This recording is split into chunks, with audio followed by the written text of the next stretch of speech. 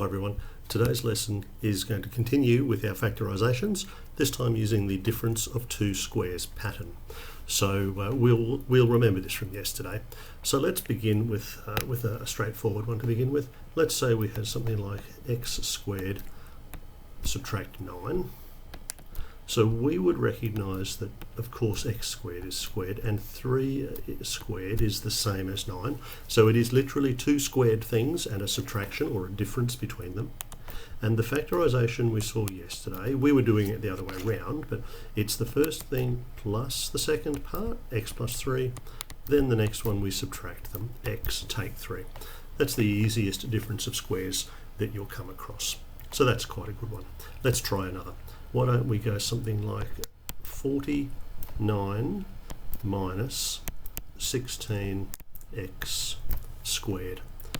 So we first have to write these both as squares. So that would be 7 squared, and this would be 4x squared. Don't forget the 16 has to be a square as well as the pronumeral there.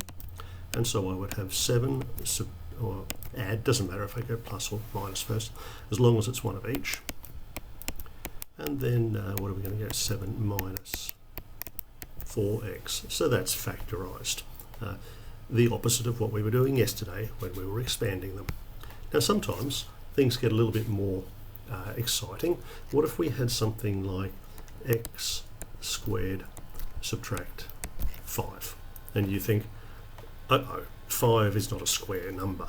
You're right, it's not a perfect square, but it is something squared.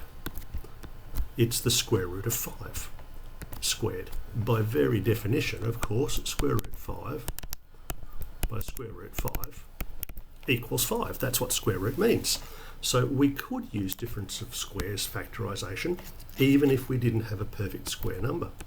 We would end up writing x plus square root 5 and then x minus square root 5. And it is still a factorisation by the difference of squares technique. Occasionally we will have binomials. We might have x plus 1 squared minus 4. Now again, remember, write them as squares. X plus 1 is already a square minus 2 squared. That's now a difference of squares. So it's the first bit, x plus 1, add the second part, then it's the first piece again, subtract the second part. Now this time we can take one extra step. 1 plus 2 is the same as add 3, and 1 subtract 2 is the same as take 1. So there is a difference of squares that ends up not quite looking like the pattern because we had that extra step at the end. All right, that's enough for this one. Thanks for watching.